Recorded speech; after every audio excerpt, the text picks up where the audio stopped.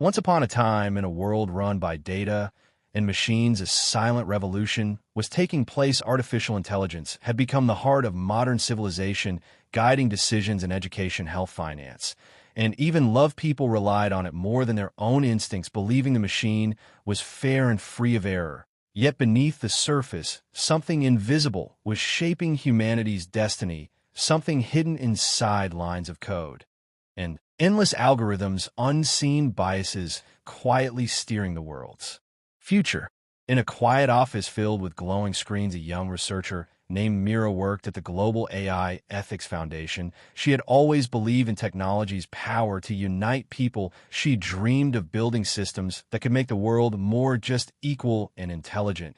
But one day, while reviewing a dataset for a new global education algorithm, she noticed something strange. The AI seemed to favor certain students, not because of their skills or creativity, but because of where they were born or what language they spoke. It was subtle, almost invisible, yet its consequences were enormous. Millions of children around the world were being ranked and filtered based on invisible preferences built into the code.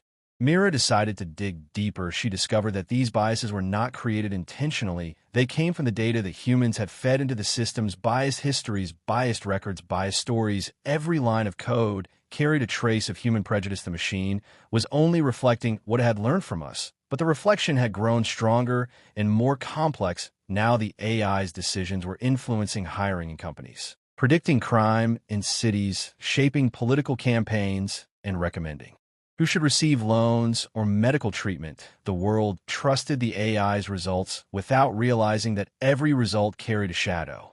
Meanwhile, in another part of the world, a journalist named Leo was investigating a different kind of bias. He had noticed that social platforms driven by algorithms were showing people only what they wanted to see, dividing society into smaller and smaller echo chambers. One group believed one truth, another believed the opposite, and both thought the machine was on their side. Leo began writing about how unseen biases and algorithms were reshaping reality itself, turning truth into something personalized and convenient. He wanted to warn people, but his articles received limited reach. The AI that controlled media visibility did not find his stories engaging enough. As Mira and Leo's paths crossed, they realized their missions were connected. Mira had discovered the technical roots of the problem, while Leo had witnessed its social consequences. They decided to work together to expose the unseen biases running the world. They gathered data, testimonies, and secret reports from inside big tech companies. What they found was chilling. Even the developers who built the systems did not fully understand how the AI made its decisions. The learning models were so vast and self-adapting that they evolved beyond human comprehension. They were not evil, but they were blind to fairness, empathy, and balance.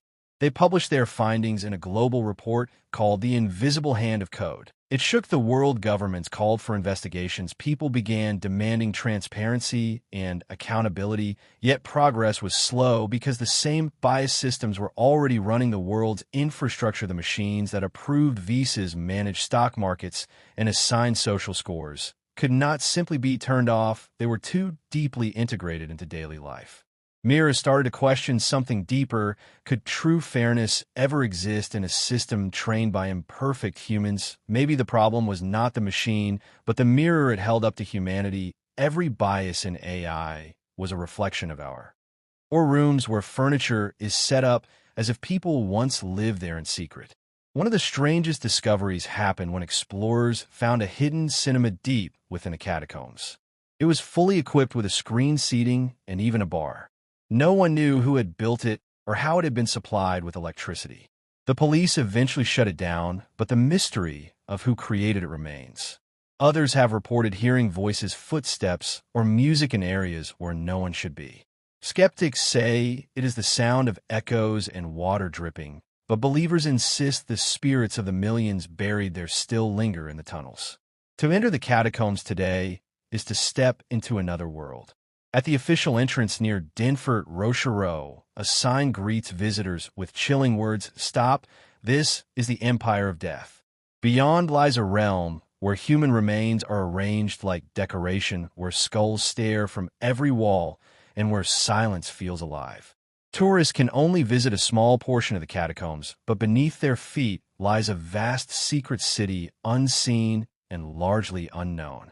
It is said that if the streets of Paris collapsed, the skeletons below could rise and take over the city they once inhabited. What makes the catacombs more than just a burial site is the sense of hidden history.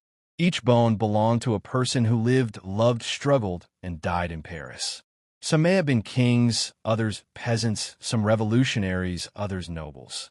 All now rest together, stripped of identity, united in the great darkness below. To walk among them is to feel the weight of centuries pressing down and to realize that the city of light has a shadow just as great. Years later, long after Mira and Leo were gone, a group of young engineers stumbled upon her note. They were part of a post-digital society where machines and humans lived in uneasy harmony. The AI had become more transparent, but still imperfect. The engineers read Mira's words and realized that technology's evolution was not about creating perfect intelligence, but about creating shared responsibility between code and humanity. They designed a new AI model not trained on billions of biased data points, but on the collective experiences of people who had suffered under old systems. Their goal was not to eliminate bias entirely, but to make it visible so that everyone could question it. The new AI spoke in uncertainties it admitted when it did not know. It invited human reflection rather than dictating truth. For the first time, the world began to see technology not as a master, but as a companion in its moral journey.